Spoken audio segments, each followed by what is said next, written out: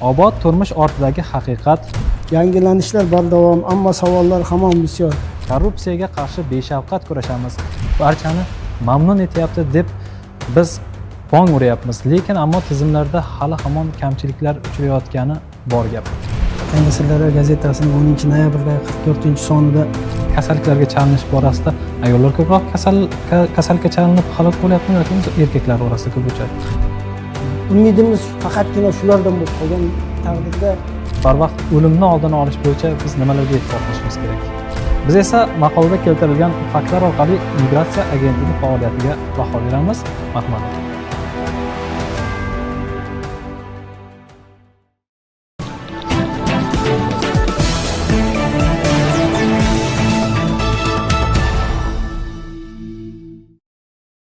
Assalomu alaykum aziz teletomoshabinlar, efirda yuzma-yuz ko'rsatuvining navbatdagi soni. Ko'rsatuvimizning bu galgi sonida Yangi Sirdaryo gazetasining 44-sonida chop etilgan maqolalarning mazmun mohiyati xususida so'z yuritamiz. Ana shu maqsadda studiyamizga Yangi Sirdaryo va Novaya Sirdaryo gazetalari bosh muharriri Bahrom aka Boymurodovni hamda Migratsiya agentligi Sirdaryo hududiy filiali xodimi Akmaljon aka To'raqulovni, shuningdek Sirdaryo viloyat sog'liqni saqlash boshqarmasi bo'lim boshlig'i Tojixon opa G'afforovlarni taklif etganmiz. Studiyamizga xush kelibsizlar.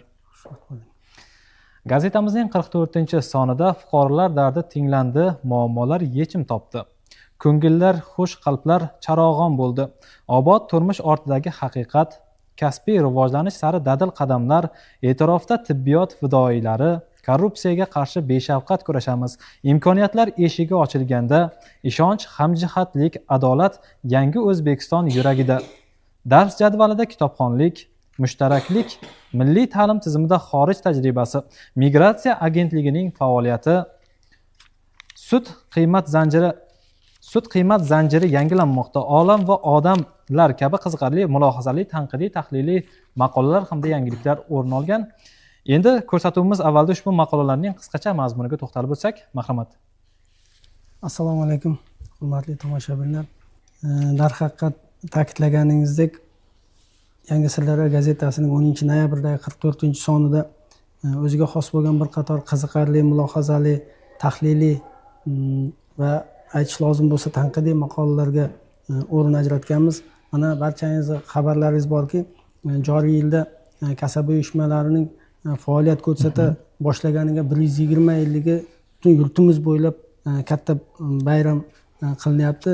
Shu munosabat bilan ko'ngillar xush, qalblar charog'on sarlavhali hamda ishonch, hamjihatlik, adolat yangi O'zbekiston yuragida sarlavhali kasaba uyushmasi har doim g'amxo'r sarlavhali maqolalarimizda shu kasaba uyushmalarining faoliyati, ularning jamiyat hayotidagi barcha tizim xodimlariga berayotgan e'tiborlari nuqtai nazaridan amalga oshirilgan ishlar xususida so'z yuritiladi.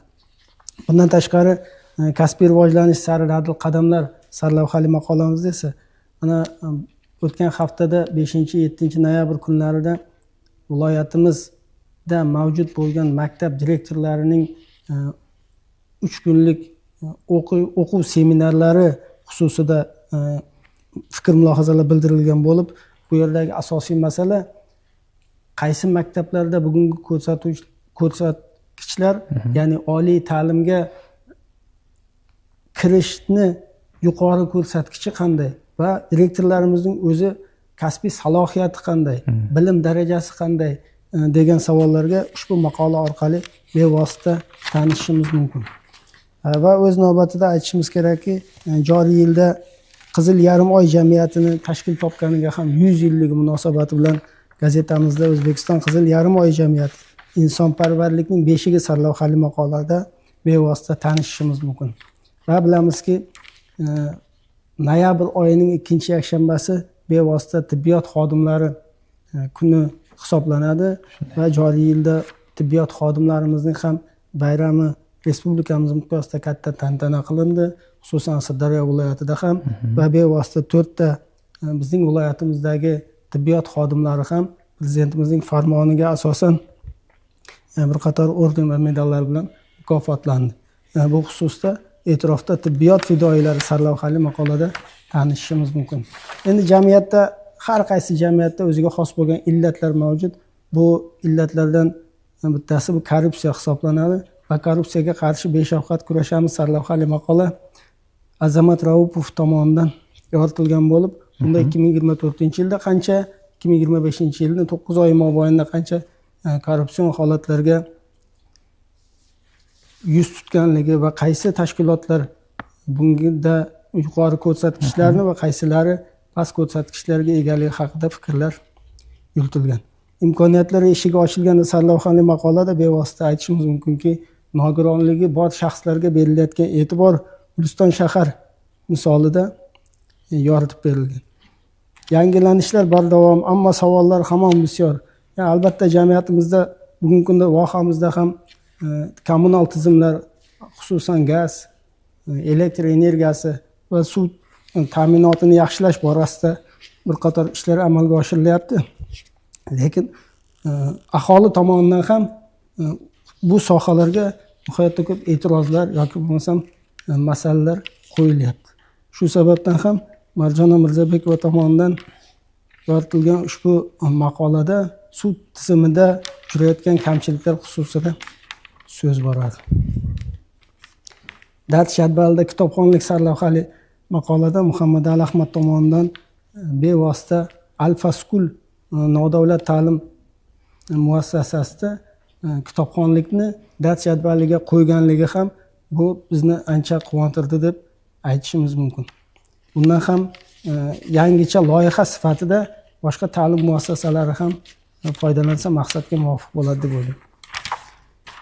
Mushtaraklik milliy ta'lim tizimida xorij tajribasi sarlavhali maqolada bevosita viloyatimizdagi pedagogik mahorat markazi rahbari Gulassal Berdaliyeva bilan suhbat uyushtirilgan.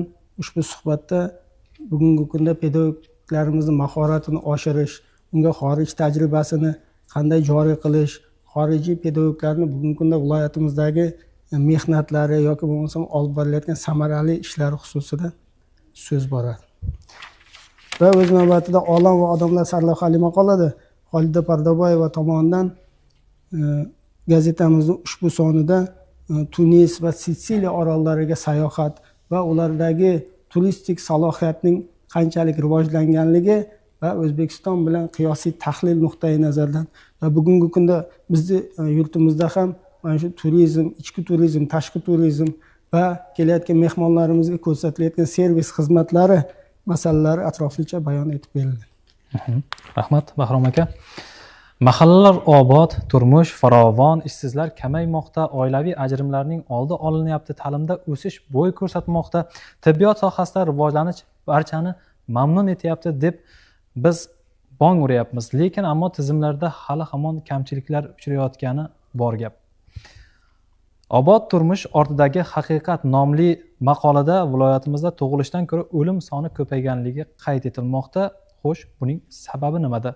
Biz bu borada suhbatlashish uchun Sirdaryo viloyat sog'liqni saqlash boshqarmasi bo'lim boshlig'i Tojixon G'aforovani taklif etganmiz.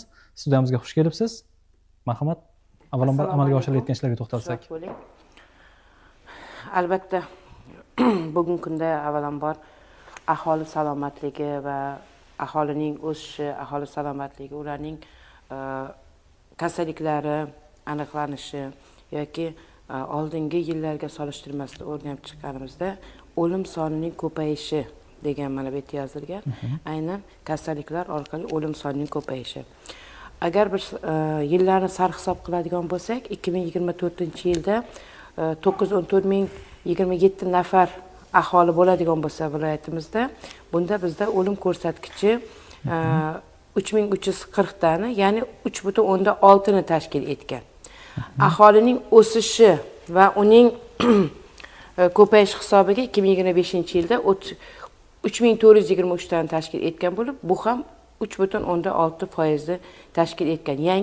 Ya'ni aholining o'sishi hisobidan o'lim ko'rsatkichimiz mutanosibligi bir xil kelayotgan bir vaqtda esa kasalliklar hisobidan vafot etayotganlar soni ko'paygan. Nima uchun kasalliklar ko'paymoqda degan savolga aynan bugungi kunda birinchi o'rinda aytib o'tmoqchi edimki, har bir inson o'z salomatligi uchun o'zi mas'ulligi bu ya'ni sog'liq uchun mas'ulligi bu 55% tashkil etar ekan. Bu esa bu insonlarning zararli odatlardan voz kechishi, kam harakatlikdan voz kechishi, noto'g'ri ovqatlanish, ya'ni to'g'ri ovqatlanishga rioya qilishi, har xil televideniya, sotka, gadjetlardan kamroq foydalanishi, mana shu 55% aholining o'zining salomatligiga bog'liq bo'ladigan bo'lsa, ekologik nuqtai nazardan ko'radigan bo'lsak, 20% ni tashkil etmoqda. Ya'ni irsiyat kasallik 15%. Mana shu irsiyat kasalligi deganimizda bu yerda asosan qarindosh urug'lar orasidagi nikohlar yoki salomatligi yomon bo'lgan, ya'ni nima deymiz, mumkin bo'lmagan holat, tug'ish mumkin bo'lmagan holatlardagi irsiyatlar 15% ni va albatta 10% bu meditsinaga bog'liq, ya'ni tibbiyotga bog'liq deb aytilyapti bu statistikada. Ya'ni 10% bu har xil avtoavariyalar, noxush holatlar va har xil jarohatlar orqali yoki kasallikni oxirgi davriga kelgan holatlarda 10% gina tibbiyot sohasidagi bu holatlarga duch kelmoqda ekan. Albatta bu yerda biz avvalambor kasalliklarni oldini olishimiz yoki kasalliklar sonini ko'payishi nuqtai nazaridan ko'radigan bo'lsak, mana maqolada yozilgandek, bu yerda albatta nima uchun kasalliklarimiz ko'payyapti? Ya'ni bugungi kunda yurtboshimiz tomonidan chiqarilgan bir qator qarorlarni bandida aynan sog'liqni saqlash tizimini rivojlantirish maqsadida mana yuqorida aytilgandek haqiqatdan hamma imkoniyatlar bor. Va bunga yuqumli bo'lmagan kasalliklarni oldini olish bo'yicha o'tkazilgan skrining turlarimiz ham bu kasalliklarimizni erta aniqlashga va ularning sonini ko'payishiga olib kelmoqda. Va men shu maqolani o'qib, o'zim tahlil qilganimdek, bugungi kunda viloyatimizda bir qator kasalliklar ham ko'payganligi, bu yurak qon tomir kasalliklari, buqoq kasalligi, endokrin kasalliklari va shu bilan birgalikda suyak kasalliklari ko'paygan va onkologik kasalliklar. Bular hammasi nima uchun ko'paymoqda? Bular hammasi erta aniqlanmoqda. Oldingi paytlardagi aniqlashlarimiz faqat bir yilda bir marta tibbiy ko'riklar jarayonida aniqlanardi. Hozirgi kunda esa skrining natijasida har bir aholini skrinlarga bo'lingan. Skrinlarga bo'lingan aholi, ya'ni biz aynan yurak qon tomir kasalligini oladigan bo'lsak, bu yerda o'sha endoskrin va kardioskrinni aniqlashi. Bu esa aynan kasalliklarning zamirini boshlang'ichi aniqladikmi? Mana shu yuqumli bo'lmagan kasalliklarni erta aniqlashimiz bizga bugungi kunda bitta ko'rsatishlarimizni balandlikka olib kelmoqda. Sababi mana bu yilgi tahlilni ko'radigan bo'lsak, masalan 10 oy davomida aynan endokrin kasalliklarni hayotida birinchi marotaba biz 20 mingga yaqin aholida birinchi marta aniqlayapmiz. Bu yashirin davr bo'lgan aholi aynan o'zi borib qand kasalligini tekshirib ko'rmagan, bu skrining jarayonida tekshirilyapti. Va shu yerda ularni darrov ambulator, tuman darajasi, viloyat va respublika darajasida tahlil qilib olib, ularni davolash rejasiga o'tyapmiz. Shuning uchun bizning ko'rsatishlar shu tomonga ko'tarilyapti. Va kardio skrining, yurak qon tomir kasalligini aniqlaganda mana biz hayotida birinchi marotaba 15 mingdan yuqori aholida yurak qon tomir kasalligini birinchi marta aniqlayapmiz. Bu ham skrining, ya'ni bugungi kunda bizda tibbiyot xodimlariga yaratib bergan sharoitlar, yangi berayotgan zamonaviy jihozlar, yangi berayotgan oldinlar 2 ta laboratoriya tahlillarni qilayotgan bo'lsak, turdagi bugungi kunda 27 turdagi laboratoriya tahlillari. Oldinlari yurak qon tomir kasalligini aniqlashda oxirgi natijasini respublikaga boradigan bo'lsak, bugungi kunda mana o'zimizda angiograflar berishdi. Telemeditsina juda ham rivojlanyapti va telemeditsina orqali biz yuqoridagi professorlar orqali maslahatlar olib, yakuniy xulosalar qo'yish va statistikani yana bir bor to'g'ri yo'lga qo'yganimiz hisobidan bu kasalliklarimizni aniq lo'nda sonlari ko'payganini aytib o'tsak bo'ladi.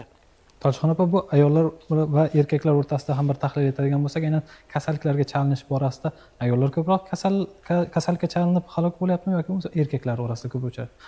Asosan yurak qon tomir kasalliklari. Yurak qon tomir kasalligida ko'proq zararli odatlarga ko'p bizda xush ko'radigan bu yerda biz erkaklarga mansub nimamiz va albatta ularda juda ham kam harakatlilik va noto'g'ri ovqatlanish asosiy sababi va shuning natijasida ular shifoxonaga kam boradi. Ayollar boshi og'risa ham darrov shifoxonaga borishadi va kasallikni tezroq aniqlaydi. Lekin erkaklarimiz esa bu narsani o'sha bugungi taomlangan taomnomasidan yoki ish vaqtiga charchog'idan yoki haligi nima deydi, qandaydir ziddiyatlar orqali deb o'ylaydi, lekin bu aynan shu kasallikni kelib chiqishi hisobidan ko'proq bo'ladi. Albatta.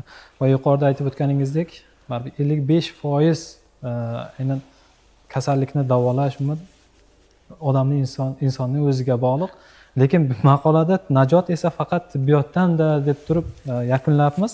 Bahrom aka, shunga ham bir urg'u berib o'tsak, aynan bugungi kunda bu kasalliklarni oldini olish, barvaqt o'limni oldini olish bo'yicha biz nimalarga e'tibor qilishimiz kerak?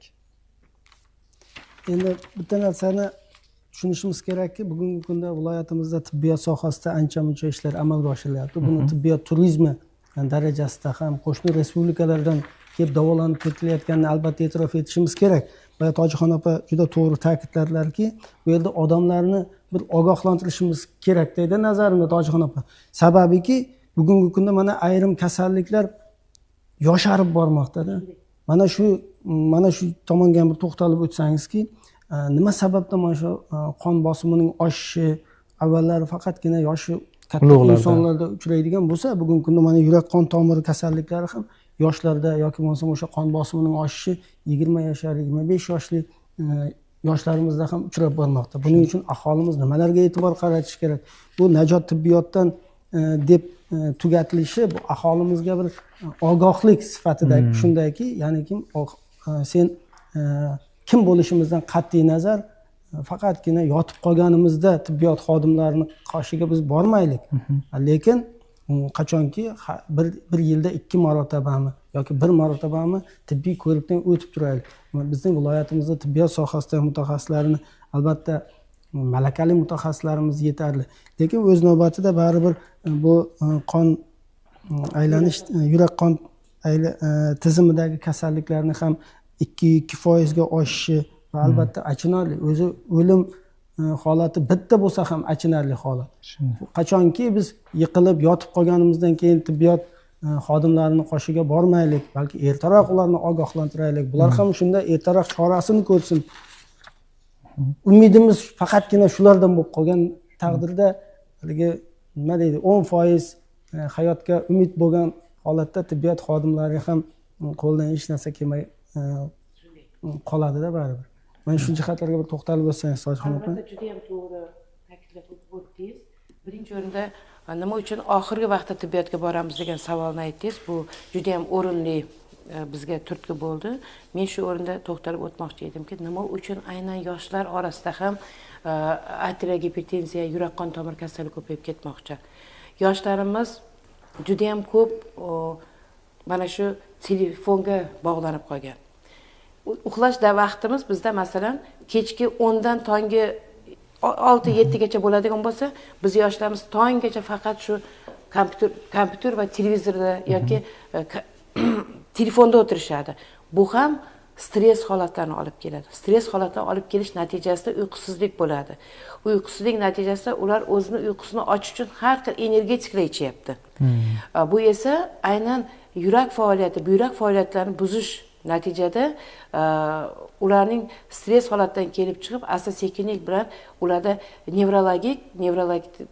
nevrologik, undan keyin oshqozon, ichak traktlarida buzilishlar va ularning keyin birinchi arterial bosim ko'tarilishi, undan keyin kam harakat hisobidan semizlik kelib chiqyapti. Semizlik kelib chiqqandan keyin albatta ularda qandli diabetlar rivojlanib kelmoqda. Yana bir bor nima demoqchiman? Aholimizda ko'proq bugungi kunda reklamalarda, telefondagi internetdagi reklamalar hisobidan shifokorga borgunizdan oldin o'sha reklamada e'lon qilinayotgan har xil tabobat, har xil dori darmonlardan foydalanishi, noto'g'ri foydalanishi, o'zini davolashi ham mana shunday holatlarga olib kelmoqda. Bu narsani albatta bugungi kunda biz ommaviy axborot vositalari juda ham ko'p bong urishimiz kerak. Va albatta mahallalarda aholi bilan ko'proq muloqotda yana ham bo'lishimiz kerak va mana shu gazetalarda ko'proq juda ham kasallikni aynan kelib chiqqanini iloji bo'lsa misollar bilan kelib ko'rsatishimiz kerak. Sababi misollar bilan keltirib chiqadigan bo'lsak, ular mana shu narsani ko'rib chiqishadi. Mana bugun aytamiz. Oddiygina mineralni, ya'ni gazli ichimlikni kamroq iching deymiz. Lekin yo'q. Bir kunda biz o'sha gazli ichimlikni 2-3 1,5 litrdan ichamiz. Aslida men valiolog sifatida aytmoqchiman bu narsani. Bir insonga 5 gram tuz, 25 gramgacha qand tavsiya etamiz. Lekin bizda o'sha mineral, ya'ni gazlangan suvimizda esa 1,5 litrning ichida 18 tagacha oq qand, ya'ni oq qandimiz bittasi 5 gram yoki 10 gram bo'ladigan bo'lsa, biz 18 tagacha, ya'ni 18 kunlik ehtiyojimiz biz bir kunda ichyapmiz. U natijada nimaga olib kelyapti? U natijada noto'g'ri taomlanishda organizmda semirishga olib kelyapti. Semirish natijasida, yana bir marta aytaman, qandli diabet, ya'ni xolesterin organizmda paydo bo'lishi va albatta qandni ko'tarishi. Mana davlatimizni yana gapiraman, davlatimiz tomonidan bizga fundus kameralar berildi. Fundus kamera bu saharni diabet bilan kasallangan bemorlarimizda umuman 40 yoshdan keyingi aholini ko'zdan tekshirib ko'rganda yashirin sahar kasalligi, ya'ni ko'zda bo'layotgan sahar kasalliklari aniqlanyapti. Shuning uchun ham bugungi statistikamiz ko'payib ketdi. Mana Covid davrini oladigan bo'lsak, 100 ming tug'ilishga bor yo'g'i 4-6% bo'lgan ekan. U paytda aholi ko'chaga chiqmadi. To'g'ri, qandaydir yuqumli kasalliklar, pnevmoniyalardan, og'ir holatlardan vafot etgan bo'lishi mumkin. Lekin aynan ko'chaga kam chiqqani, har xil travmalar, har xil nima deydi, noxush holatlardan bo'lgan uchun 4-6% tashkil etdi. 24-yilda 4-9% tashkil etdi. Ming tug'ilishga. Bugungi kunda 3-6%. Bu bizda sonlarimiz ko'p. Sonimiz ko'rsatishimiz ko'p, lekin aholi o'sish nisbatiga qaraganda o'lim ko'rsatkichimiz baland emas, past ham emas. Bu yerdagi ko'rsatkichlarimizni yana ham tahlil qilinganini muhokama qilamiz. Mana aynan bu Goskom komitetda o'tgan tahlillarimiz tug'ilish natijasida, har bir tug'ilish natijasida bizda естественный рост naselyeniyamiz misol uchun 27% tashkil etyapti. Ya'ni 27% aholimiz o'sib kelyapti. Yilma-yilga tahlil qilib keladigan bo'lsak. Endi tibbiy turizm bo'yicha juda ham chiroyli gapirib o'tdi. Tibbiy turizm bugungi kunda bizda rivojlanib kelmoqda va albatta maqolada aytyapti, nima uchun mana Tojikiston, Qozog'iston qo'shni davlatlarimizdan kelib bizdan shifo topib kelyapti. Yana bir bor o'zimizning aholimizga murojaat qilaman. Salomatligi o'zlarining qo'llarida. Ular erta kelsa, o'tkazadigan tibbiy ko'riklarimizni oddiy tibbiy ko'rik deb so'rashmasin. Bugungi kunda tibbiy ko'riklarimizni oddiy 3 ta savol bilan ham ularni skrining o'tkazyapmiz. Shu skrining natijasida ularni o'zlariga zarur bo'lgan mutaxassisga yo'naltiriladi. Va bugungi kunda mana oddiygina qishloq vrachlik punktlarimizda ham oilaviy shifokorlik punktlarimiz, ya'ni oilaviy shifokorlik punktlarimizda ham mana shu laboratoriya tahlillarimiz o'tkazilyapti. Oilaviy poliklinikalamizda UZIlar bor. Oldin bu narsalar bo'lmagan. Mana shu ehtiyojlardan kelib chiqib bizni Bahrom aka juda ham kasalliklarimiz aniq va soni tiniq bo'lib ko'ringanligi uchun biz oldingi yillarga nisbatan sonlarimiz ko'p uchrayapti. Ya'ni bu uchun biz tibbiyot xodimlarimizni mehnati, faoliyati deb o'ylayman. Chunki ular harakat qilishdi va mana shu kasalliklarni aniqlashga harakat qilishdi va undan kelib chiqib xavf guruhlariga bo'lib olganmiz, salomatlik guruhlariga. Birinchi, ikkinchi guruh bilan aynan mahalla bilan birgalikda ishlaymiz. Uchinchi guruh guruhlar, 3 va 4 guruhlar bilan aynan tibbiyot sohasida ular sog'lomlashtirish, davolash bilan ishlaymiz. Rahmat. Joriy yilning oktyabr holatiga ko'ra Migratsiya agentligi tomonidan 3148 nafar vatandoshimiz xorijiy davlatlarga ishga jo'natilgan. Shundan 2900 nafari erkaklar, 240 nafari ayollar, 30 yoshgacha bo'lganlari esa 750 nafarni tashkil etadi. Bu raqamlar bir qarashda O'zbekistonda mehnat migratsiyasining rasmiy ko'lami haqida yaxshi taassurot uyg'otadi. Ammo ushbu hisobotlarning ortida turgan insonlarning hayotichi, ularni chet eldagi mehnat sharoiti va huquqiy himoyasi qay darajada ta'minlanayotganini bilish ham muhim. Ana shu maqsadda hamkasbimiz Marjona Hayitboyeva jurnalistik surishtiruv tashkil etib, migratsiyadagi fuqarolar bilan telefon orqali suhbatlashgan. Biz esa maqolada keltirilgan faktlar orqali migratsiya agentligi faoliyatiga baho beramiz. Marhamat aka. Endi bu xususda mendan ham ko'ra Akmal akani gapirgani ma'qulroq deb o'ylayman. Bugungi kunda umuman mana shu chet davlatlarga ishlashga ketayotgan fuqarolarimiz 3148 nafar deb bu yerda ko'rsatilgan oktyabr oyigacha bo'lgan vaqt mobaynida. Lekin men o'ylaymanki, viloyatimizda bundan ham ko'proq umuman qonuniy, ya'ni migratsiya agentligi bilan hamkorlikda kelayotgan fuqarolarimizga qanday sharoitlar yaratib beriladi xorijda va noqonuniy ketgan fuqarolarimiz qanday u yoqda mehnat faoliyatini davom ettiradi. Shu haqida o'zingiz bir fikrlaringizni aytib o'tsangiz yaxshi bo'ladi. Rahmat. Demak, xorijga hozir vaqtinchalik mehnat faoliyatini amalga oshirish uchun noqonuniy yo'l bilan ketayotgan fuqarolarimiz aholisi ko'proq. Bularda avvalambor migratsiya agentligi bu narsani tavsiya qilmaydi. Sababi u fuqarolarimizda ko'rsatilishi mumkin bo'lgan ijtimoiy kafolatlari yo'q. Tashkiliy tartibda ketgan fuqarolarimiz o'zi migratsiya agentligi yoki xususiy bandlik agentliklari orqali xorijga ketadigan fuqarolarimizda ko'pgina ijtimoiy kafolatlari bor. Misol uchun aytib o'tadigan bo'lsak, 200 yillik insonli vazirlar mahkamasining qaroriga asosan prezidentimiz tomonidan tayinlangan bu imtiyozlarimiz sug'urta misol uchun. Tashkiliy tartibda ketayotgan har bir fuqaroni hayoti va sog'lig'i sug'urtalanadi. Undan tashqari ketayotgan fuqarolarimizda qisman xarajatlari qoplab beriladi. Yo'l chiptasi, vizasiga ketgan xarajatlari yoki o'sha ketish bilan bog'liq bo'lgan til yoki mutaxassislikni tasdiqlovchi hujjatlarni, imtihonlarini to'lovlari bo'lsa, migratsiya agentligi tomonidan ishga joylashgandan keyin fuqarolarimizga qoplab beriladi. Fuqarolarimiz doimiy migratsiya agentligi xodimlari bilan aloqada bo'lib turishadi. Ularni ijtimoiy kafolatlari hammasi ta'minlanganligi o'rganiladi. Har bir fuqarolarimiz tashkiliy tartibda ketadigan bo'lsa, ish beruvchilar bilan avvalambor suhbatlar tashkil qilinadi. Oldin ish beruvchini talablariga fuqarolarimiz mos keladiganlarini ajratib olinadi va ular o'rtasida tanlov tashkil qilinadi. Tanlovda fuqarolarga u yerga borganda nima ish ularni kutayotganligi, nima ijtimoiy kafolatlari borligi, yotoqxona kimi hisobidan, oziq-ovqat kimi hisobidan, hujjatlarda rasmiylashtirilishi yoki yo'l bilan bog'liq o'sha avia chiptalari kimi hisobdanligini oldindan fuqaroga hammasini xabardor qilinadi. Va ularga o'sha yotoq joyi, ish sharoitlari bo'yicha video, tasvir hamda fotosuratlar ko'rsatiladi. Fuqarolarga ushbu shartlar ma'qul kelganda fuqaro ish beruvchi bilan suhbatda qatnashishda davom etadi. Suhbatdan muvaffaqiyatli o'tgan fuqarolarimiz shartnoma asosida ketadi. Migratsiya agentligi Yevropa, Arab va Rossiya Federatsiyasiga mutlaqo bepulga yuboradi. Ya'ni migratsiya agentligining xizmati uchun hech qanday haq to'lanmaydi. Respublikamiz bo'yicha yana xususiy bandlik agentliklari ham bor. O'zbekiston Respublikasining o'sha 501-sonli qonuniga ko'ra litsenziyaga ega bo'lgan xususiy bandlik agentliklari ham xorijga fuqarolarimiz bandligini ta'minlay olishadi. Hozirda 39 ta respublikamiz bo'yicha xususiy bandlik agentliklari bor. O'shalarga ham murojaat qilishsa bo'ladi fuqarolarimiz, lekin tavsiya qilgan bo'lardik o'sha litsenziyaga ega bo'lmagan har qanday tashkilotlarga murojaat qilishmasliklarini.